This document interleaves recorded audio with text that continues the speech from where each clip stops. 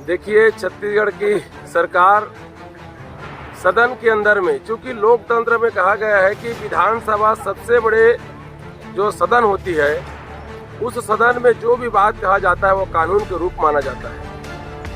चुने हुई सरकार की तरफ से अगर कोई बात वहां पर घोषणा कर दे तो स्वयं कानून बना जाता है और उसके आधार पर उसको कानून करके उसको फॉलो किया जाता है। आप देखे होंगे कि छत्तीसगढ़ की सदन में जिस प्रदेश की सरकार वहां पर घोषणा करते हैं कि जो गरीब आदमी है वो गरीब आदमी को रेत फ्री में दिया जाएगा, उनसे किसी प्रकार से कोई रॉयल्टी नहीं लिया जाएगा, ट्रैक्टर से अगर स्वयं लाता है तो उसको कहीं पर रोक टोक नहीं किया जाएगा, इस प्रकार से घोषणा किया जाता है। लेकिन ये कहे हुए महीनों बीत गई, लेकिन सरकार ने इसी में कोई वो आदेश नहीं जारी किया, बल्कि जो 1500 रुपये में जो रेत लेते थे गरीब लोग वो 3000 हो गया, जो 2000 में लेते थे वो 4000 हो गया। इसलिए क्योंकि ट्रैक्टर को तहसीलदार लोग, थानेदार लोग, अब देखिए दुर्भाग्य को, थानेदार का काम है चोरी को पकड़ना, थानेदार का काम है क्राइम को रोकना, शांति व्यवस्था स्थापित करना, लेकिन आज उन लोग दूसरे काम में बैठे।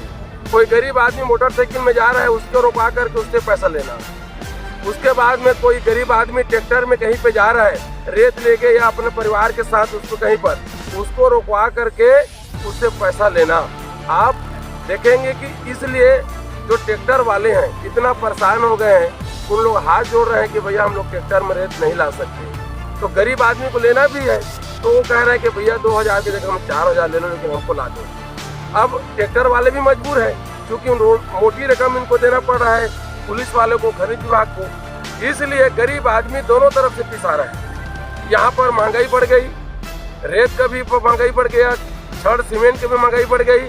तो आपके माध्यम से जितने गरीब लोग छत्तीसगढ़ के लोग देख रहे हैं उनको मैं कहना चाहता हूँ, बताइए मेरे भाइयों, अगर सदन में घोषणा किया है गरीब को रेत को फ्री में दूंगा तो इनको देना चाहिए कि नहीं देना चाहिए, या फिर इस सरकार को माफी मांगना चाहिए कि मैंने कहा दिया, मेरे से भूल हो गया, मैं गरीबों को नहीं दे सकता, मेरा रेत, छत्तीसगढ़ का रेत, आप जिस गांव में रहते हैं उस गांव का नदी का रेत गरीब का हक नहीं है, ये उद्योगपति को जाएगा, ऐसा कहकर उनको माफी मांगना चाहिए। इसलिए हम सरकार को आगाह करने के लिए बैठे हैं कि गरीब को सताना बंद करो।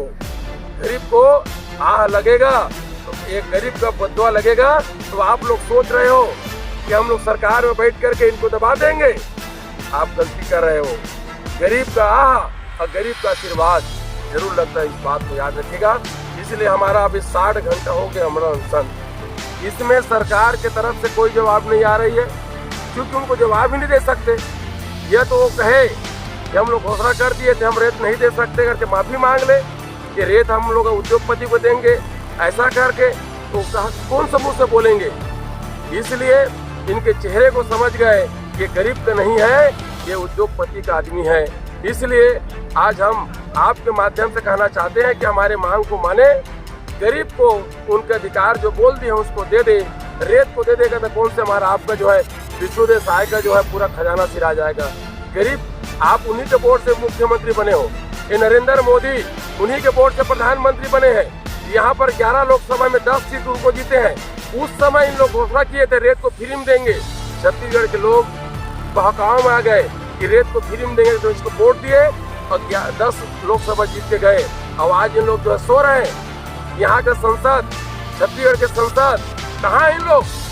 गरीब का आवाज उठाने में कहाँ है इन लोग? ये बात का जवाब इनको देना पड़ेगा।